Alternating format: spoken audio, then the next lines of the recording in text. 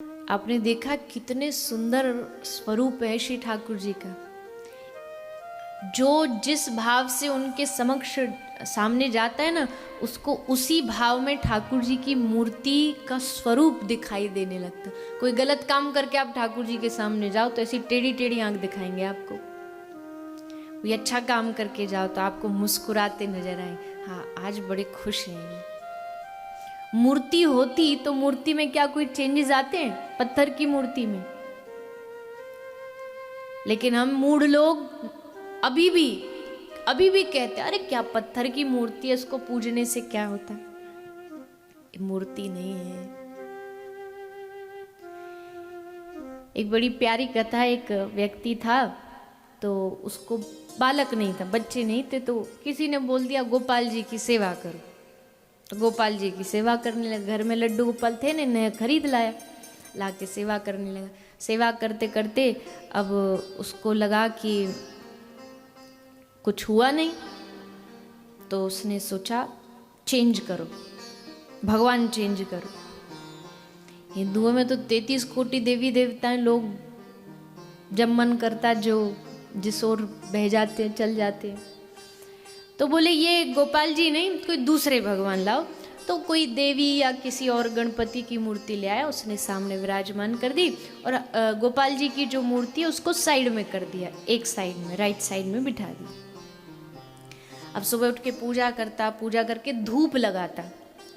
तो धूप लगाता तो अब जैसे आप धूप बत्ती आप भी घर में लगाते हो तो आपने देखा होगा, आप सीधा लगाओगे लेकिन उसका जो धुआं है वो राइट या लेफ्ट में जाएगा, जिधर हवा है उधर जाएगा। तो उसका जो धुआं है वो श्री गोपाल जी के, लड्डू गोपाल जी की तरफ जाने लगा। तो जैसे उसने देखा कि लड्डू गोपाल जी की तरफ इस धूप का धुआं जा रहा है, तो बोला अच्छा काम हमारा बनाया नहीं, बैठे बैठे सुगंध ले रहे हो, अभी रुको।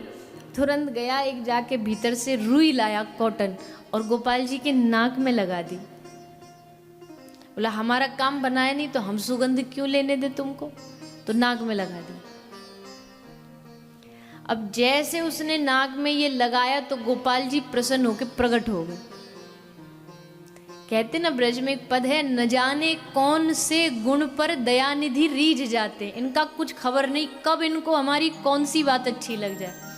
अवगुणों पर भी रीझ जाते, बुराई पर भी रीझ जाते। जैसे आपने सुना था नरसिंह ने गाली दी तो गाली पर ही रीझ गए, तो प्रकट हो गए।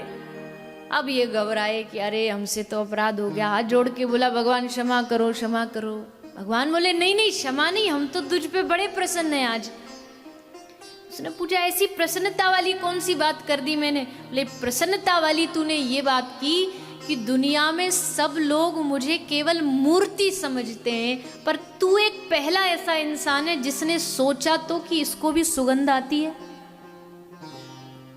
तुझे लगा तो कि ये भी सूंघ सकता है, यानी तूने मुझे मूर्ति नहीं माना, तूने मुझे प्रत्यक्ष भगवान माना, इसलिए मैं प्रसन्न होकर तुझे दर्शन देने आया। हम अभी भी मूर्ति समझते हैं।